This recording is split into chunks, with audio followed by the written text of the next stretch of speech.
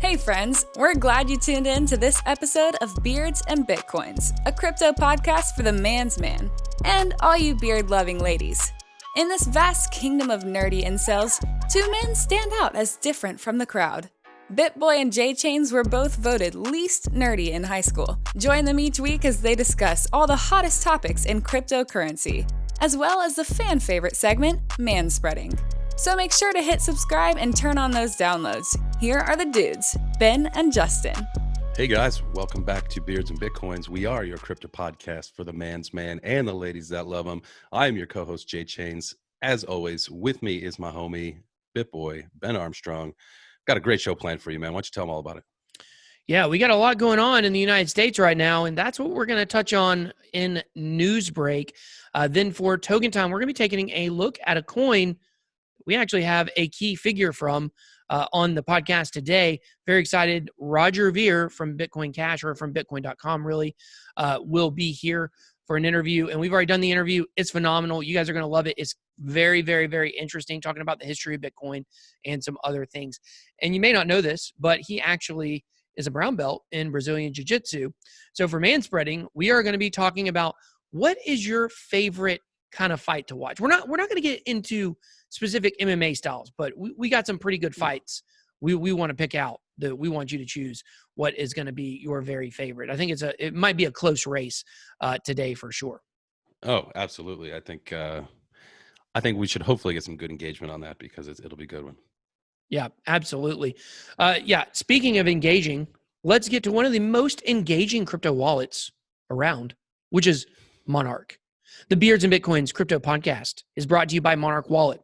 Rule your own financial kingdom from the palm of your hand. That is right, sir. The team at Monarch, they are working hard to bring you the one app to access all the best crypto services. These guys believe in delivering tech, not hype. That's right. With the universal decentralized Monarch Wallet, you can buy, store, spend, and earn crypto. With Monarch Pay, you can set up and accept recurring crypto payments. Absolutely. So for more information, check out monarchwallet.com or monarchtoken.io today. That's right. So we got a busy show. Let's jump into News Break. News Break. All right, guys. So we all understand what the news is. We all understand what is happening right now.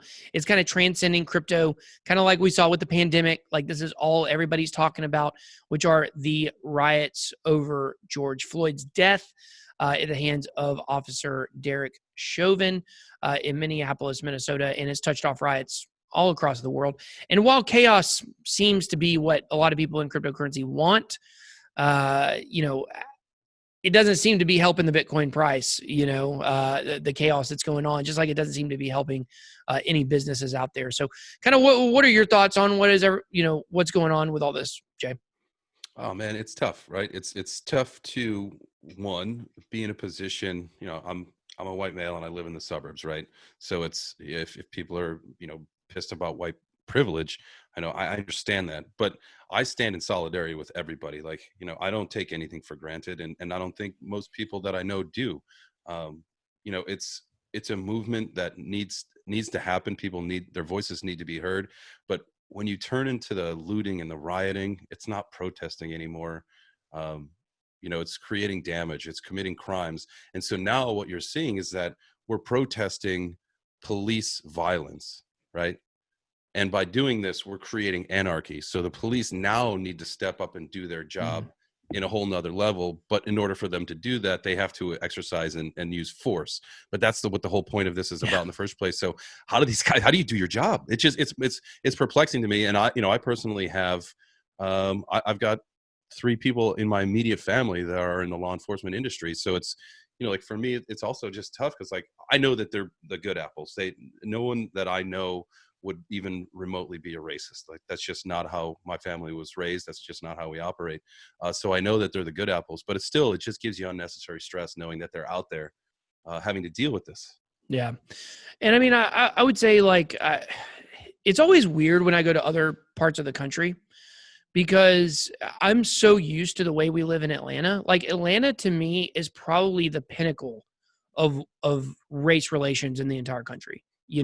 There's a better economic disparity, or less of an economic disparity between races in Atlanta.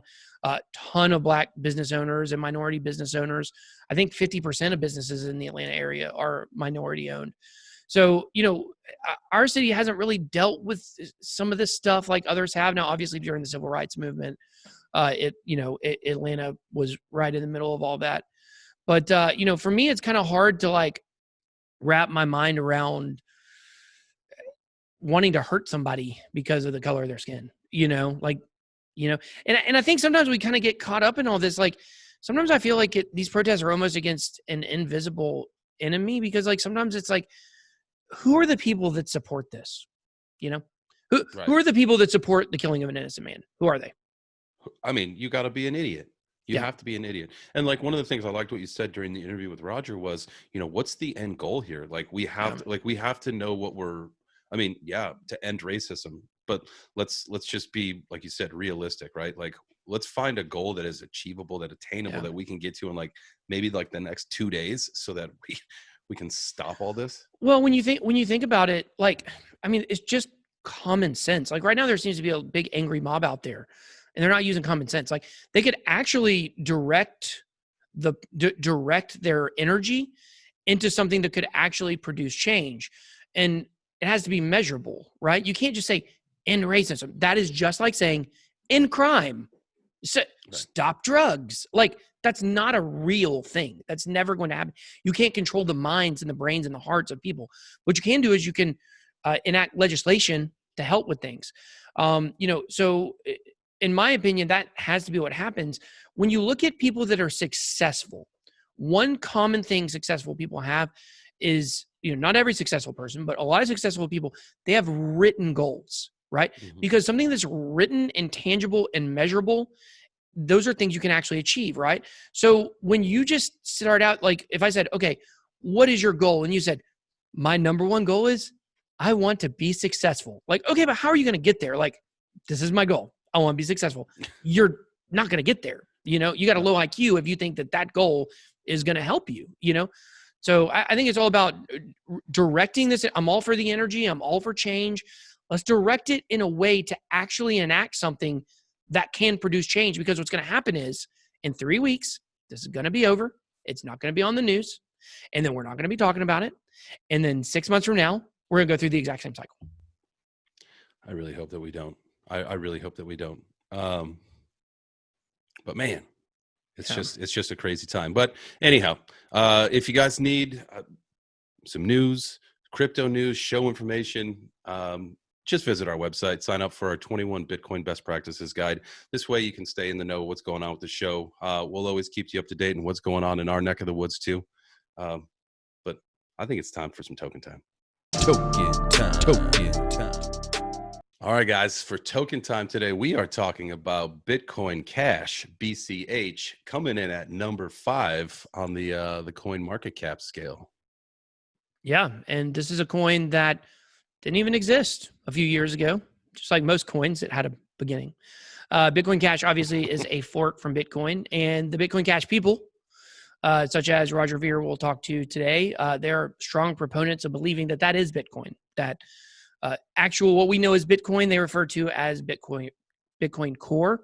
I've made the argument before. I feel like it would actually be more successful if they would just totally change the name of it, and kind of get rid of some of the stigma. But they're idealists, and they're strongly believe in what they believe in. So that's why they, if you didn't understand why the people who are proponents of Bitcoin Cash say it's the real Bitcoin, and Roger mentions it in this interview, is there's one byline on the title page of the Satoshi white paper that says Bitcoin, a peer-to-peer electronic cash system.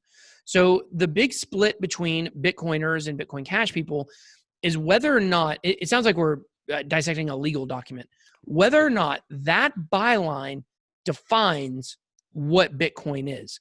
Because the white paper's got a lot of other stuff in it, but that's the one thing that Bitcoin Cash people really believe defines Bitcoin. And so that's what Bitcoin Cash is trying to become, is the digital currency version of Bitcoin, which is really more, as we know, following, kind of like to be an asset like gold. Yeah, no, we've long said that, BTC is our digital gold, and it will never really be the true transaction system that one it was set out to be, or one that we all want it to be. I mean, first off, it's just too much volatility. Knowing that it's supposed to go to 100,000, there's no way that I'm going to spend any of it on a mattress right now, right? Like, no, I don't want to spend it because I don't want to be sleeping on $1 million mattress in a couple years. Like, so I think it makes more sense to have something different that wasn't the original to be more of a payment system. So I could see that, right? But you can also see, you can make the case for Litecoin being the payment system. This is where it gets tough. Yeah, this is where it gets tough, because you're right. I mean, what is to really separate Bitcoin Cash from all these other things? Now, they would argue it's because it's Bitcoin. But for most people, and this is the thing, this is the one question I wanted to get to with Roger that we, unfortunately, in the interview did not get to ask, which is, I mean, if we're just talking about digital cash, like, what's really to prevent a government like China or the United States from having a digital yuan or a digital dollar that's actually a competitor to Bitcoin Cash that could actually emerge as the, we love decentralization, but 99% of people don't care. So 99% of the people don't care. And it's not, when you have in community fighting, when you have kind of just, it's just annoying. Like when you look at like the inner workings of, say, crypto Twitter, right? And like you see like how things work, and it's the herd mentality, and people attack someone for a different coin. I mean, you're never going to attract the masses. I mean, it's just, everyone's got to figure out a way to come together. Yeah. I think, let's find a couple solutions for a couple problems. And we've had this conversation with people before, and it's like, I think even John McAfee said like, no, let's have, thousands of coins, because what's the difference? It's like, well, you're never gonna, you can't. Somebody said, and this is in reference to something else, but I think it could still apply to like crypto and how everything goes, but you can't boil the ocean with a hairdryer. Yeah, that's good. Like that's what we're all doing, right? Yeah. Well, sometimes if you got ideas or beliefs that need to be settled, you do that in a ring, okay? You go toe to toe, okay? And we're going to talk about that in Manspreading, your favorite way to go toe to toe. But just first, if you want us to talk about your coin, or you got somebody you think we should interview, make sure you guys head on over to t.me/beardsandbitcoins. Join us on Telegram, and come tell us what kind of coins you like, chat with us, drop some memes, whatever it might be, and then we might be able to get them on the show. So let's go ahead and check out, and let's be dudes for a minute. Manspreading. Let's get ready to rumble. I wish I had a better Bruce Buffer, but that doesn't matter. Today for Manspreading, because of the interview that we had with Roger Ver, and we found out and we talked to him about being a single stripe brown belt in Jiu-Jitsu, I thought, what a better idea than to talk about all the different fight styles. What's your favorite fight style to watch or to participate in? I don't fight, but I do like to watch. And there have you ever been in a fist fight, Justin? I have. You have. Yes. I was in 2 fist fights growing up. One was in 8th grade. It was okay. It was just a couple punches here and there. It was really weird. Like for my first time hitting somebody with a fist, it was just like a strange feeling. I didn't like it. But my second fight, it was one of those, I got sucker punched in the back of the head. Oh, wow. And I literally turned around with all my might and just connected straight on the jaw. Nice. And I literally did the Friday line. I stood over him and I said, "You got knocked out." Dude, that's so funny. Yeah, I guess I just grew up different than a lot of people is what I'm finding in life. Like I grew up fighting from the time I was like old enough to swing a punch or whatever. So I was constantly suspended in school for fighting. I got suspended, maybe we've talked about it before, in team sports. That was where I got the most violent because I'm so competitive. I got suspended 3 times in one semester in one class. Oh, nice. Yeah, so I spent more days in ISS than I spent in regular school. So I just grew up different. I don't know. Like I always thought just growing up, like that's just something kids did was like fight, be violent with each other. And then becoming an adult, and people all the time are like, "Yeah, I've been in one fight," or like whatever. Like, that's just the way I grew up all the way through my early 20s. So as a real adult now, there's sometimes and some people who I would like to get in some fisticuffs with, but I try to show better judgment as there are legal ramifications for doing things like that these days. When you're an adult that, you don't have when you're a kid. You get suspended when you're a kid, but you get put in jail when you're an adult. So unless you could convince a fight promoter to set a whole kind of thing up in Vegas, and well, then you'd for have to have charity. the person agree to it too, which probably wouldn't happen. So, but the point here is, and I'll just say this, in a few weeks, that's going to be totally out of the question. So we'll more news on that maybe down the road. But the fact is here, guys, is men, we're just not like you think we're kind of animals. You know what I'm saying? Like we like to, fight. You look at animals, you look at lions, they fight for dominance, right? As adults, you fight for dominance through, financial means or whatever it might be. But as a kid growing up, you like to watch people get hit. Like it's fun, right? Oh, dude, some of the best videos ever was that series Bum Fights. Bum Fights. Let's do it. Oh my God. Actually, so the other day, my wife and I, we were driving down the street. I think we were going to the grocery store or whatever. And Austin's got a pretty large homeless population here. Yeah. And we were driving, and out of the corner of the window, we saw a bum fight happening. And maybe it's me, maybe I'm weird, but it brings me joy to see two homeless people fighting. I don't know why. It's just that's rough.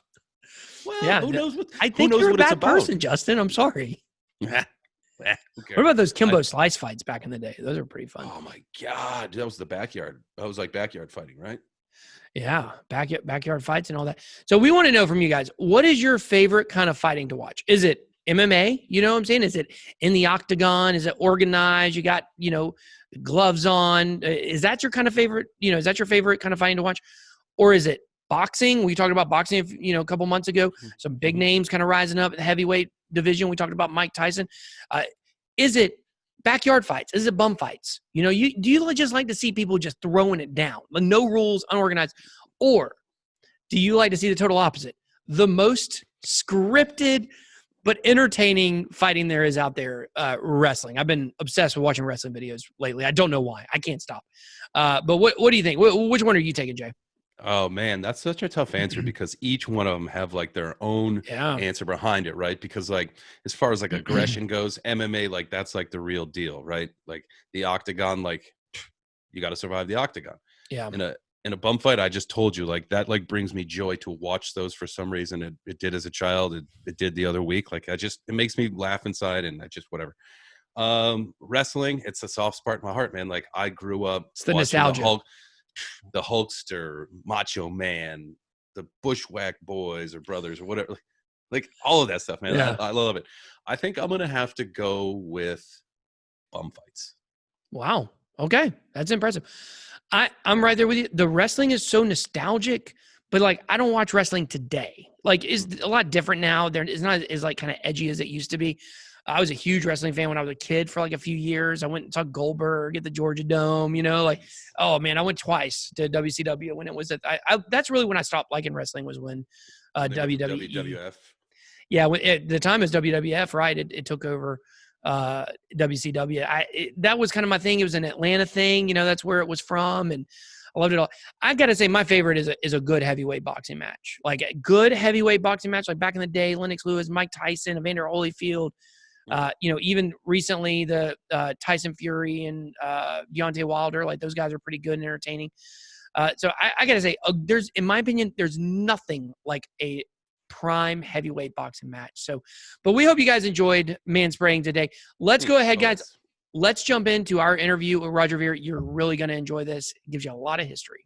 Hey, everybody. We are very pleased to be joined by the CEO, former CEO, right, of Bitcoin Cash, Roger Ver. What's your official title right now? Yeah, anyone and everyone can be the CEO of Bitcoin Cash. I think you probably meant to say Bitcoin.com. Yeah, sorry. In this case, yes, I was the founder and was the CEO for a while there as well.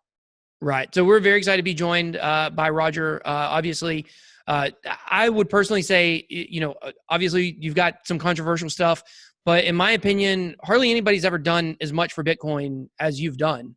Going back even to the early days, well before the fork. So, first I want to say thank you for your contribution to the space for sure. And thanks for joining us today.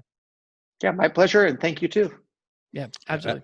Absolutely. So earlier today, I saw it. I know, Ben, probably you saw it, and maybe some other people might need a little more information about it. But with the state of what's going on in the world today, Roger, like, you put out a video that really details a personal experience that you've had with law enforcement. Now, it maybe wasn't a racial injustice, but it's a criminal injustice with a broken system. You mind just giving a brief little example or a story from that, just so people can understand, kind of what happened to you? Yeah. So long story short, I had a bunch of stuff stolen from me. I found the stuff that was stolen. I told the police, hey, I found the stuff that was stolen. Please get it back to me.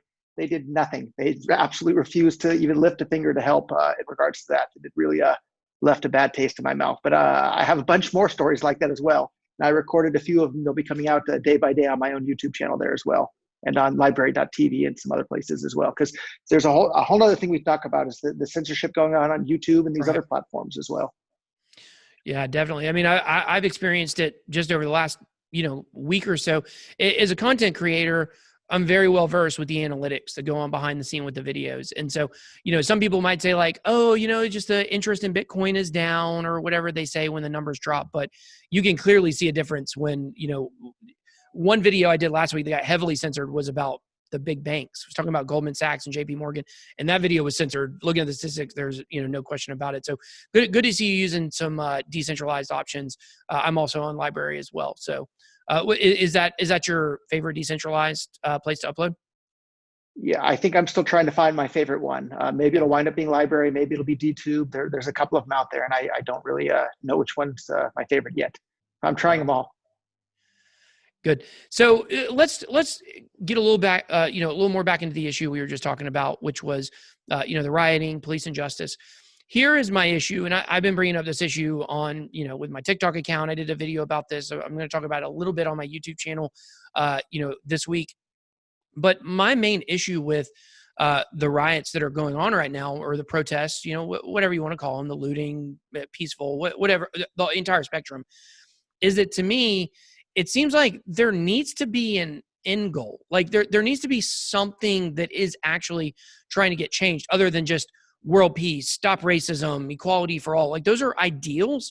We understand that like nobody's ever going to line up exactly with that way of thinking. So to me, like you had to put in like more tangible things that can actually make a difference and bring out change in the country. Do you have any, like when you think about all of this that's going on, what would you say would be a good end goal? Like something we could actually look that would be measurable, we could change? Yeah, I think you've assessed the problem. Like what is the end goal that we should all be working towards? And I think the best rule of thumb that, they never taught me in school or anywhere else is just the idea of voluntarism.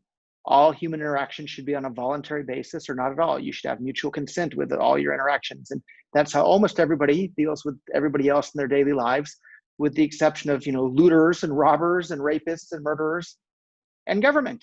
Yeah. And everybody just turns this giant blind eye to when government uses violence against peaceful people, and they think that it doesn't count as violence when people put on costumes with, little badges on it, work in buildings with flags out in front. But if you stop and think for a minute, like that shouldn't change it at all. So like the same rules of morality should apply to everybody, whether or not they work for the state.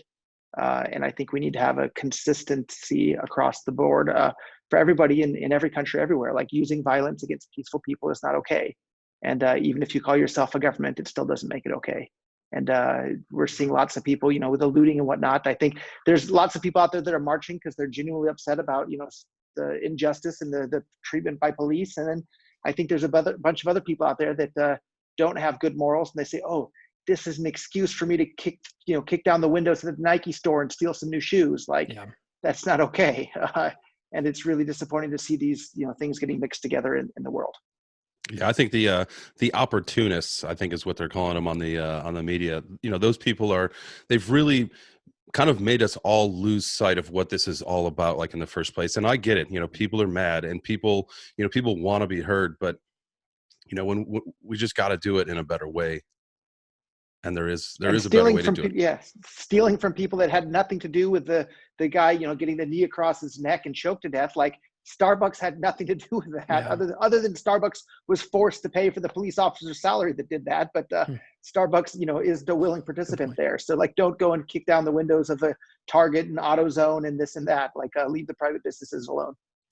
Yeah, I think you really hit on something I think very important, which is the continuum of crime versus law enforcement. Like everyone's upset about the way that the law enforcement is, going about their business and doing what they should be doing. But think they should also be equally as upset with the other end of the spectrum, because the more crime that we have, the more that people, are, like you said, not showing that mutual consent. They're breaking in, they're hurting other people, they're being violent, whatever the case may be. That brings up the need for law enforcement, right? So if we can kind of get to this point where we just understand, like, hey, let's just pull back on both sides here, then I think we'll have a much more peaceful society. Very well put. Yeah, let's pull back on both sides, the violence from the private sector and pull back on the violence from the state, and we'll have a less violent world. And I'm totally on board with that mission. Yeah, I think that and privatizing police or having more security force would be a better idea than having policing coming from the government level, or at least the state and local level, because it's just not working. It just isn't right now. And you can't, because they can't fight this force with force, because then they're being it's making the problem even worse. So how do you do your job when you need to do your job? It's impossible. Yeah, there's zero accountability with the police. There's basically none. And whereas, ask yourself, if you're, out around in public, if a police officer is near you, you probably feel less safe rather than safer. But if you're at the shopping mall and a private security guard is near you, you don't worry one bit. You think, oh, great, here's a guy keeping things. You're not worried he's going to harass you and search you or anything like that. If you're not up to no good, you're not going to have a problem. Whereas with the normal police, no matter what you're doing, there's a good chance you're going to have a problem if they come near you. So it's just a difference in the level of accountability.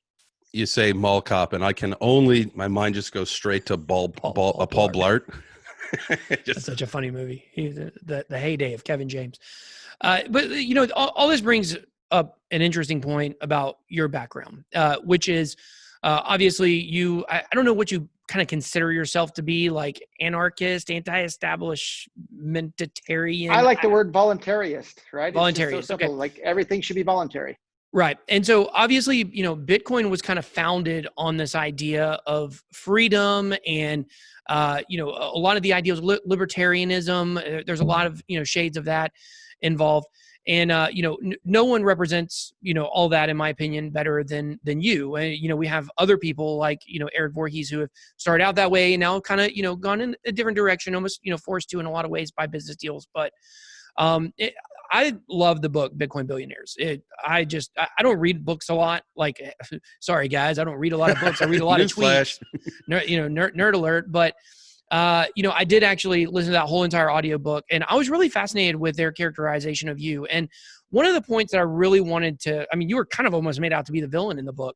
But one of the points that I wanted to bring up was, at some point, the Winklevoss twins said that basically you are the old guard of crypto. There was a time when the libertarian kind of ideals were very important to get Bitcoin off the ground, but now it needs like a more professional, more traditional investor outlook to be able to push it to the next level. And I can kind of see that, but I really want to get your, opinion on that characterization and what your thoughts are on that. Yeah, I don't think I disagree, actually. So it was the libertarians and the voluntarists and the people that wanted, money outside of government control were the ones that got Bitcoin started. Mm-hmm. Were the ones who got Bitcoin to where it was. All of my marketing efforts in the early days were focused towards libertarians, primarily in New Hampshire as part of the Free State Project. Right. So I gave away Bitcoin to all of them. I brought a bunch of physical Bitcoins and handed them out at the campground at the PorcFest camping event up there in 2012. And I focused all of my attention on those people. And that's what brought Bitcoin from 0 to 1. And now, Bitcoin to go from 1 to 100, it's going to take people that aren't libertarians. They're not crypto anarchists. They've never heard of the word voluntarism. They don't know who Murray Rothbard or Lysander Spooner are or any of these, other great thinkers. And the vast majority of society don't know who those people are, but that's fine. If we can make cryptocurrency useful to those people, it's going to have more adoption. But I think we saw the real big difference in philosophy when Charlie Shrem of BitInstant got arrested. So I was the first investor in BitInstant, put up, I think it was $125,000 of my own money. And then the Winklevoss came in a year or so later, and we're looking to invest in there. And then Charlie got arrested for allegedly having sold Bitcoin to someone who sold Bitcoin to somebody who might have used that Bitcoin to buy drugs. Maybe. Like there's just like, and so my statement to the public there was that, well, it's the police, the judges, and law enforcement agents that are prosecuting people for buying, selling, and using drugs that are the bad guys, and they need to stop. And that they should leave Charlie alone and leave everybody else alone that's just trying to peacefully buy and sell things. And the Winklevoss statement to the public was something along the lines of, we are shocked that Charlie would do this, and we fully support law enforcement. And, they basically said, throw the book at him. And it's just such a different philosophy there. What Charlie did was naive in the sense that he thought that the government wasn't going to come after him for it, but it wasn't anything morally wrong. Like, he sold Bitcoin to someone who sold Bitcoin to someone who might have used it to buy drugs. Like, I don't have any problem with that at all. I think doing drugs is stupid. But if people want to do it, like, lots of people obviously love and use them and enjoy them a lot. And the fact that people are willing to risk decades in prison to get drugs must mean that there's something that people find highly enjoyable about them. Otherwise, they would be willing to risk such severe penalties to get them. Yeah, absolutely. That's very well put. That's a very interesting philosophy you have on all that. I was expecting probably a different answer. So yeah, I mean, to get Bitcoin really going, we got to push it out, more to the masses, and I guess almost by proxy, it will bring more people kind of the idea of freedom is what it sounds like you're saying. So, but let's talk about Bitcoin Cash, because obviously this is, like you said, you're the, have been involved with Bitcoin.com for quite a while. Obviously, there's been some backlash you've taken for, some of the things, the marketing, or, what you want to call it, whatever it might be. But I think when people get past the memes and, the famous picture of you on the, with the finger up and all that stuff, when people get past all that, I think that if they're intellectually honest, they will really understand that, Bitcoin, what we all know is Bitcoin on CoinMarketCap, Bitcoin, it is never going to be the digital currency that it was meant to be. It's just not going to be. So what role do you see Bitcoin Cash, playing there? Do you see that actually being, what is your vision for the adoption of Bitcoin Cash as digital currency? Yeah, my vision for the adoption of Bitcoin Cash is the exact same vision I had for Bitcoin back in 2011 when I first got started with it. It was supposed to be, super fast, super cheap, super reliable, and super private peer-to-peer electronic cash for the world. And that's what everybody thought Bitcoin was back then.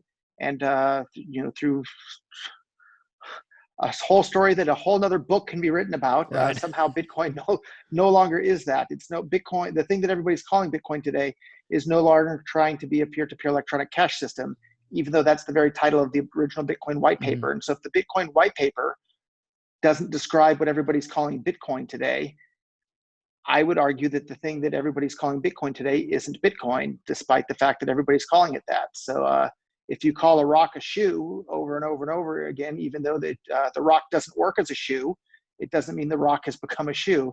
And I kind of see that with Bitcoin now. It's everyone's calling it Bitcoin, but it's not the peer-to-peer electronic cash system that had everybody excited about to begin with. That version of Bitcoin is Bitcoin Cash at this point. So you can spend it at more than 100,000 locations. The transaction fees are basically free. With things like Cash Shuffle and Cash Fusion, the transactions are basically totally private. There's actually, with Cash Fusion, there's more different ways your Bitcoin Cash gets shuffled up than there are a number of atoms in the entire universe. So that's a really, really big number. So that's a really big deal. And that's one of the things I'm probably the most excited about this year is we're going to roll that out to being directly inside the Bitcoin.com wallet. So every person that's using Bitcoin Cash in their Bitcoin.com wallet will have basically totally private Bitcoin Cash transactions.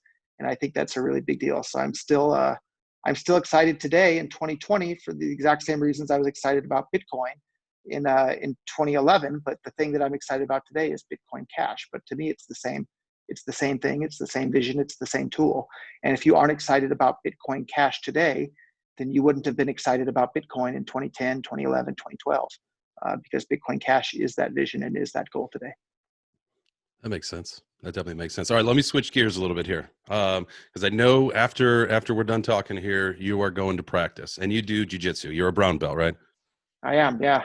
All right. So how long have you been practicing? How long does it take you to earn a brown belt? Like, what are the next steps from there as well?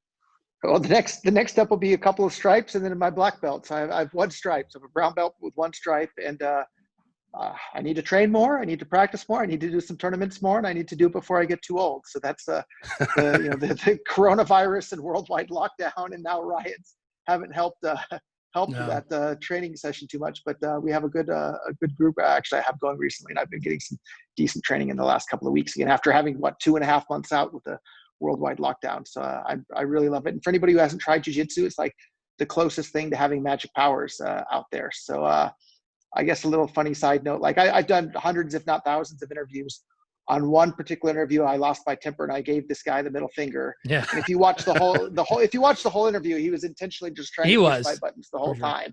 But I think he didn't realize until someone else set him straight. Do I still have you guys? Yeah, you're still here. Yeah. Somebody set him straight, but he was talking about how he wanted to have, and he has no martial arts experience whatsoever, but he wanted to have an MMA cage fight with me. And I don't think that would go too well for him. No. I have 7 years of wrestling experience and more than a decade of Brazilian Jiu-Jitsu experience. It tempted me, to be honest, but I do it more as a hobby and a sport rather than a way to hurt somebody. But it certainly was tempting. So you don't have to answer this question if you don't want to, but I'm going to ask it anyway. Because chicks love bad boys, right? Between the jiu-jitsu, between the prison bid, and between your position in the crypto space, being a wealthy individual man, what gets you more chicks? Oh man, that's a good question. Nobody's asked me that question before. I think all three of those things combined are like the real superpower. There you go. That's the trifecta right there. There we go. Great answer. Trifecta of power. That's right. The trifecta. Wow, that's awesome. Yeah, I think I know I have some rules about fighting. Like I haven't been in a physical fight in some years. Okay, but when I was younger, I quite a lot. Okay, but I always had some rules. Okay, the number one rule was do not ever fight anyone wearing a Looney Tunes shirt. That's the rule. If someone is confident enough to wear a Tasmanian devil bandana around in public, you do not want to F with that guy. Okay. That's number one. And number two, anyone who wrestled in college, like those are people I do not want to, I don't want to get, involved with those people. If somebody wrestled in college, anybody can wrestle in high school. Anybody, I wrestled in high school. If you wrestle in college, that means you're pretty good and you got some moves I don't. So I don't ever want to go toe to toe with somebody that's got way more training than me, for sure. You just look for the cauliflower ear. Stay away from it. Stay away from the cauliflower ear. That's definitely a good one. So, okay. Well, I guess that's probably about all we got for you today. Is there anything you want to kind of say about, I know that I think there's some kind of controversy going on with maybe a new fork with Bitcoin Cash. I think you were talking about maybe leaving crypto over it or something like that. Any kind of comments you want to make about that current controversy? Anything that's important, people are going to argue over. And Absolutely. So Bitcoin is money on the line. So people are going to argue extra passionately about it. No, I think there's been a decentralization of the different cryptocurrencies, and there's, a couple thousand of them out there, and that's just fine. And people can choose the ones that are the most useful to them in their lives. And is Bitcoin Cash going to split? I doubt it. But if it does, that's okay too. One more piece in the decentralization pie out there. I apologize for touching the phone. The guy was calling over and over and over. No, it's okay. Well, I understand. Things happen. So, well, we really appreciate you joining us today. You're, like I said, one of the most respected people in the crypto space for sure. And like I said at the beginning, I've done a pretty good amount of research on you over the years. I couldn't remember that you were, with Bitcoin.com, not Bitcoin Cash. But aside from that, in the beginning, I'm very familiar with a lot of your contributions to the space and early investing in crypto projects. And, definitely, in a lot of ways, if it wasn't for you, I think we wouldn't be here today. So, just definitely want to express that to you. And thank you so much for joining us today. My pleasure. Thank you for that. And if people want to give this all a try, actually, there's a new website that I'm not affiliated with in any way, but it's an amazing example. Head on over to blockchain.poker, and you can see Bitcoin Cash, Bitcoin, and even BSV all in action over there. And you can play poker with people all around the world. And it truly is magic internet money. So I've really been a fan of useful use cases leading new people to cryptos. That's blockchain.poker for anyone that wants to try. Nice. All right. Awesome. We'll definitely check it out. They paid me nothing to say that. I'm a big poker fan. I was actually, me and my best friend were looking at going on a trip to play poker. And we realized you can't even go play poker anywhere right now. They got sneeze guards around the table. You don't play four-handed. So we're going to have to hold that off for a bit. But we'll definitely check out blockchain poker, blockchain.poker. And like I said, thanks for joining us. And we'll talk to you later. Thanks, guys. Thank you for listening to the Beards and Bitcoins Crypto Podcast. If you enjoyed this episode, please make sure you are subscribed on your favorite podcast platform. sharing your favorite Beards and Bitcoins podcast episodes on your social media. Also, make sure to follow us on